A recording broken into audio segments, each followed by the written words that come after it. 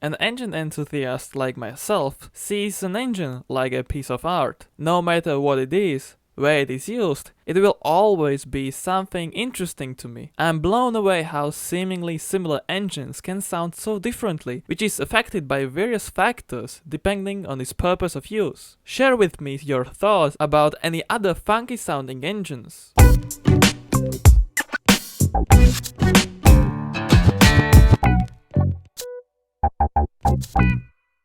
McLaren MP4/6. Being the first McLaren to have a Honda V12, the car was driven by Gerhard Berger and Ayrton Senna. They were both unimpressed compared to the outgoing slightly less powerful V10. The engine was a bit heavier, but that was compensated for, and was believed that its high output will do the work. Its sound was also a lot different.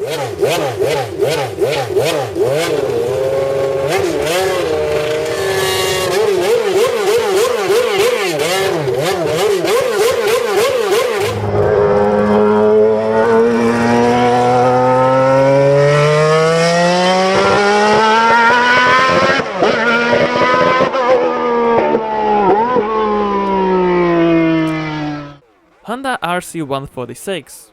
In the 60s, there was a big competition between two-stroke Suzukis and four-stroke Hondas. A twin-cylinder Honda could not do the work done, and so the four-cylinder RC146 came to succeed. It had tiny pistons, air cooling, double overhead cams with a geared valve train, and revved over 18,000 RPM. Also, it does sound a bit barbly for an inline 4.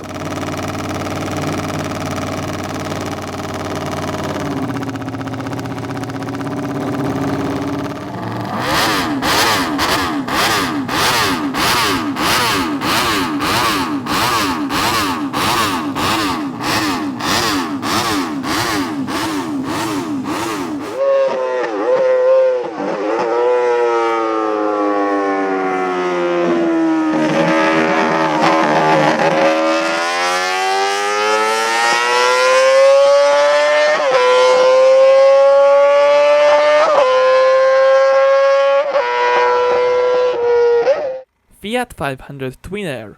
The Fiat 500 is a piece of an Italian history, and like other cars in other countries, this model was the people's car in Italy. The new generation spawned in 2007 came with a twin cylinder like the original model did as well. This one is turbocharged, much larger with 900cc, and has hydraulically actuated valve lift and timing. It truly does sound funky for a car in this century.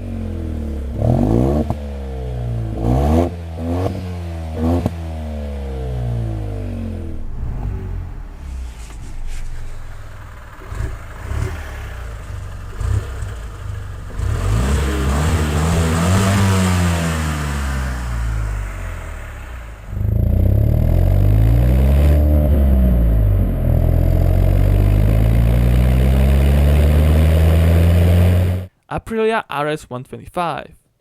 The Aprilia RS125 is a legendary bike. It allows young riders to get their hands on a quality machine that isn't just for city commuting, but rather more aimed for twisties and small circuits. Its main domain is handling, which is plenty great even with its not that strong but funky sounding two-stroke Rotax engine.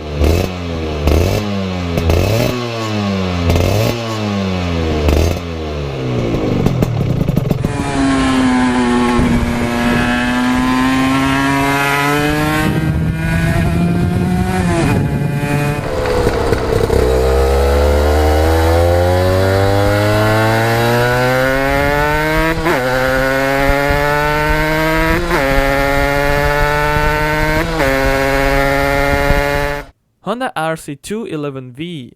When besides 500cc two-stroke, a 990cc four-stroke 3 to 6-cylinder competition was allowed, Honda waited just for that moment. The result was a V5 with 3 front and 2 rear cylinders, merged at 75.5 degrees. Hearing that idle burble, it is clear that this is a big bang engine, definitely very different to a conventional 72-degree space firings in a inline 5.